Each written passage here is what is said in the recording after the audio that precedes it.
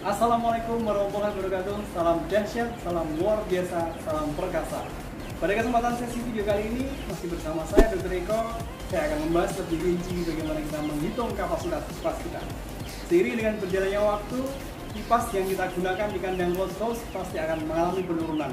Dan ini harus kita cek karena pada saat kita sudah berperiode-periode menggunakan kipas tersebut, tentunya kondisinya tidak sebagaimana kipas itu pada waktu masih baru. Sementara kalau kita lihat fungsinya, kipas yang kita pasang di kandang itu berfungsi untuk bagaimana mensuplai udara segar agar dia masuk ke dalam kandang dan membuang sisa-sisa gas yang tidak baik di dalam kandang agar keluar dari kandang.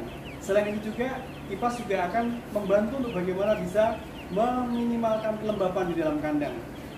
Dan ini menjadi salah satu hal yang penting kenapa kipas harus selalu kita cek kapasitasnya. Pada saat kita melakukan penghitungan-penghitungan terkait dengan tata laksana manajemen closed house, terutama pada saat kita menghitung minimum ventilasi, maka kita harus tahu berapa kapasitasnya. Apakah masih 80% ataukah sudah turun ke 70%? Jangan-jangan sudah turun di 65%.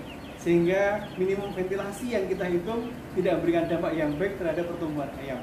Sehingga dengan kondisi itulah kenapa kapasitas kipas ini harus kita cek dari satu periode ke periode yang lain.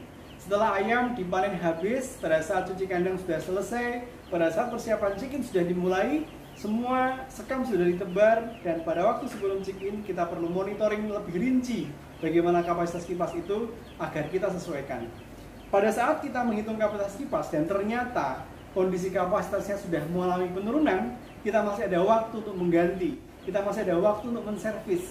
Bahkan dalam kondisi tertentu kita harus melakukan fine tuning lagi terhadap bagaimana penggunaan kipas tersebut dengan running test sebelum kita menjadwalkan kapan TUC itu datang. Sehingga dengan kita menghitung kapasitas kita akan bisa menghitung lebih rinci bagaimana minimum ventilasi, bagaimana agar kondisi tersebut bisa memberikan dampak yang baik terhadap pertumbuhan ayam. Sehingga pada kesempatan kali ini kita akan menghitung bagaimana kapasitas kipas di kandang kita. Ada beberapa parameter yang harus dilihat. Dari masing-masing parameter ini tentunya akan kita lihat apakah kipas kita yang kita gunakan 38 inch ataukah 50 inch, atau justru kita melihat dari sisi fisiknya, dari kondisi apakah dia pakai kon apa tidak. Karena beberapa modifikasi kipas tertentu memberikan dampak yang baik, kemampuan untuk menyedot udara segar masuk dalam kandang dan mengusir sisa-sisa gas pembuangan metabolisme serta kelembapan dari dalam kandang keluar kandang. Sehingga karena amat sangat pentingnya kita menghitung kapasitas kipas ini, dari satu periode ke periode yang lain harus betul-betul kita pastikan.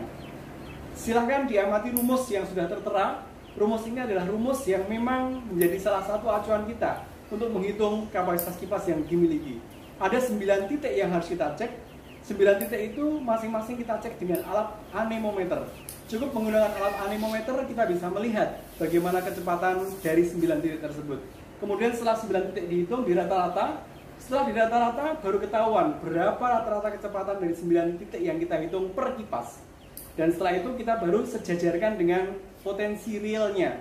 Potensi real itu biasanya akan ada di dalam leaflet produk kipas tersebut.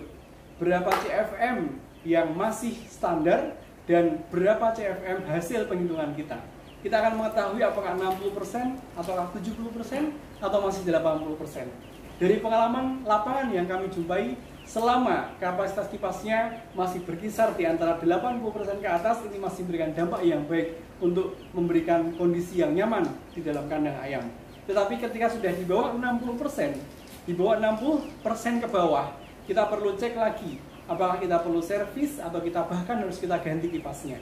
Nah, simak rumus ini, aplikasikan, dan juga jangan lupa cek situasi standar dari masing-masing produk agar kita bisa menghitung berapa kemampuan kipas yang kita miliki di kandang agar memberikan dampak yang baik terhadap pertumbuhan ayam.